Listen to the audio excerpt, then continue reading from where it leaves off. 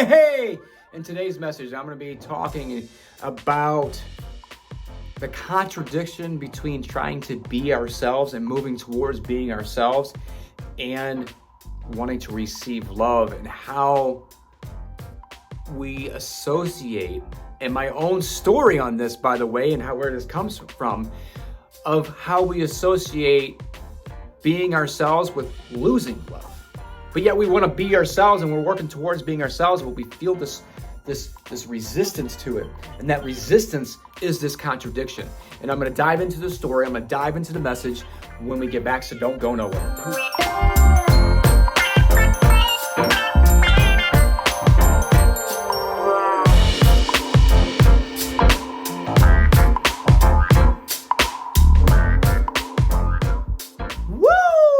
Hey, welcome back, you awesome fucking weirdos. My name's Tony Fonte. How you doing? I help you reignite the 4 Ps: your passion, your power, your purpose, and your playfulness. Yes! To create deeper connection in your life and your relationships. Boom. What's happening? All right, let's dive into the message of the contradiction between wanting to be yourself, being yourself, and receiving love. This contradiction is unconscious. Because somewhere back in our childhood, especially for me, I believed that I couldn't be myself. That when my dad stopped showing me love, when my mom wasn't as emotionally available, is because I was being myself, and that I couldn't be myself. And then I abandoned myself and became who I thought they wanted me to be. And then we go through life becoming who we think others want us to be. Teachers, our lovers, our partners, our society, what they wanted. And we show up with these fucking masks on because we think that we can't be ourselves. I'm going to be what others want me to be so that I can receive the love, so I can receive the acceptance, the validation, and approval. And we abandon who we are. So now that we start realizing and coming back home to ourselves, and we're on this healing journey and this awakening journey, and we start moving towards this, we face this unconscious resistance of, well, I can't fucking be myself. Because if I be myself, I won't get love. I have to be someone else in order to receive love. And we start not feeling safe in our bodies and grounded in our bodies, which I thought was the stupidest, fucking craziest things. It's like, how do you not feel safe in your fucking body? That makes no sense to me. Until it happened to me. And then I stopped feeling safe in my body, and I felt there's something wrong with me. They're going to find something wrong with me. And then I had experience at the doctors where that kind of came up, where I thought it was, and they're like, oh, you got to do this, and it fucking freaked me out. And I've been processing, moving through that. And there's so many people, and there's so many coaches and mentors and spiritual guides along the way who are helping people feel more safe back in their body, because we haven't been in our body. What? How do we not fucking be in my body? I know what the hell's going on. We come about. Yes, there's a cord energetically attached to us, but we don't feel safe. We're not feeling safe because our identity has been outside of us. And as we come back home into our bodies, which we're creating this new identity, now we're faced with all the things that we've pushed down, repressed and suppressed and blocked out of our minds, that are stored in our bodies, of why it's not safe to be ourselves, and what happens when we're ourselves, we lose love. And one of our basic needs is to feel love, but we've abandoned ourselves and not really loving ourselves by trying to be something for everybody else. Ah! I mean, it's just like, holy shit. So I'm bringing awareness to, because this is where I was at. Oh, if I'm being myself, I'm not going to be loved. I'm going to be what my partner wants me to be. Look at me doing the work. Do you see me doing the work? Am I lovable? Am I good enough? Constantly doing things for her so that I feel good enough. Constantly doing things for my daughter so that I feel good enough. Am I a good enough dad? Versus finally owning, I'm a fucking great dad. And being a great dad doesn't always mean proving myself. And I don't have to fucking prove myself. I don't have to prove myself to fucking anybody. Which also goes back to childhood. I was trying to prove that I was good enough to be loved to my dad. Meanwhile, my dad's fucking struggling and has struggled his whole fucking life. And it took to almost him dying and me doing the work and opening up my intuitive gifts to go, oh shit, he's been fucking struggling. And seeing him with shackles on and a vision. And being told by my guides, he has to transition over for you in order to have a great relationship with him. Because he can't. It can only go so far here because he can't. He's not allowing himself to because he's riddled with shame and guilt. And that's what these shackles were. How he raised my brother and I, but he really wouldn't speak about it. But the only reason he did kind of speak it to me is because I fucking knew it. And he knew that I knew it. And I would say it. But he never said it. Well, how the fuck do you know that? He just fucking knew it.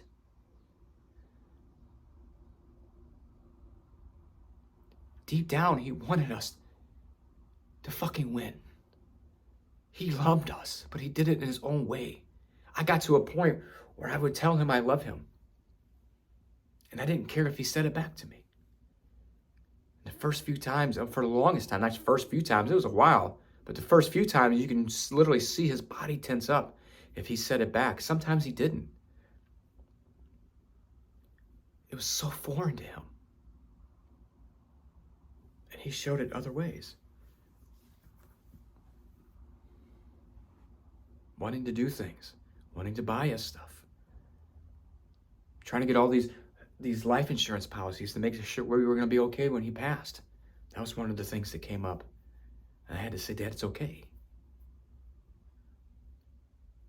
But as you begin this journey back to yourself, as you start reclaiming and owning your power and remembering your identity, bringing all that back, letting go of all these attachments from your partner, from your kids, from your business, from all the things outside of you, and you start coming back home to you, you're going to face these fears. You're going to face these things that you've ignored or pushed down and just otherwise just fucking body kicked, jump kicked them out of here. They're coming back. And I'm sharing these stories with you to help you understand that as you begin moving back towards yourself and you start bringing that back, you're going to face it. It's going to come up. And you're going to feel like sometimes you're in quicksand trying to move through it. And then going, why am I struggling to really show up? Why am I struggling with confidence? Why am I struggling to really move and move forward? I don't get it. I've done all this work. I've done all this. I've done this and I've done that. Why am I still here? You know how many people I work with that they've tried so many different things. They've asked those same fucking questions, including myself. Why am I still fucking stuck? This is part of it. Because we equate being ourselves with losing love. Losing many other things. I'm talking about love right now. Losing love. We won't be loved if we're ourselves. And that could be for the furthest from the fucking truth. With your being yourself, you're loving yourself. Learning to love yourself. Does that mean you're going to fully always do it? No. It's a process. You don't have to fully love yourself to receive love. To be able to give love. And oftentimes I'm learning this. It allows you by doing that, living it, becoming it, you're moving towards who you want to become, and you're taking the imperfect aligned action towards that by giving love that you want to give, like that you want for yourself. It allows you to open up and heal to receive more as long as you allow it to. We got to move towards ourselves and continue to move towards ourselves and just be aware of why do I feel stuck? Why am I not moving forward? Oh, do I feel like I'm going to lose people? Do I feel like I'm going to lose love if I'm myself? And then you can say that's not true. And you can move through it. And you continue to move through it, building that strength, that emotional, mental muscle as you become yourself more. Realizing that people are going to love you by being you. And those who don't like that, who push you away or reject you because you are being yourself, well, it has nothing to do with you. It has everything to fucking do with them and their own rejection of their own selves because they're not fucking being themselves. And the only reason they're in your life in the first place is because the energy matched. And now that it doesn't match, they don't like it. But that is not your fucking problem. That is not your fucking problem to deal with their energy not matching, them feeling the way that they feel. You continue being yourself, continue working towards being yourself, Not being hard on yourself when you kind of mess up or you react to certain things. Not holding on to the guilt and shame of that as you're doing it. Man, you got lifetimes and years of undoing this shit. So you're not going to fucking have it right all the time. Showing yourself grace as you move towards it. Fuck, I've been doing this a long time. And I'm just now getting to the point of allowing myself just to be and not beat my fucking self up when I fucking slip. I would say fuck up, but you can't fuck it up. You're not fucking it up. You just slip back into the old pattern for a moment. You catch it, become aware, and you move forward. It's that simple. It's simple. It's not easy.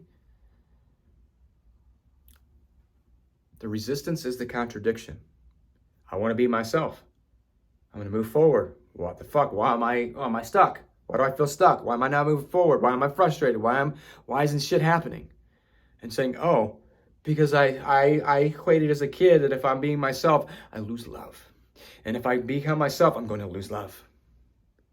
I'm going to lose love from the people I'm working with, the people in the society, whoever it is, your partner, your kids, your friends. Just say, oh, that's what it is. That's not true. Feel through it and continue moving on being yourself. And continue being yourself and reminding and reframing. You got this, kid. All right, that's all I have for you. I want to know what resonated with you as you watched this, as you felt the words hit you and move through your body, what came up for you, what aha moments that you have.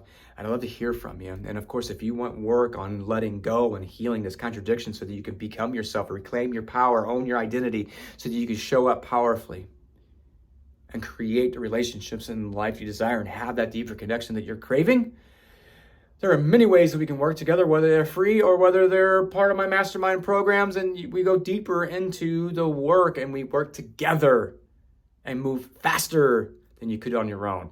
I'll have the links below, and I'll see you on the next episode of the Laughing Through Life show. Peace!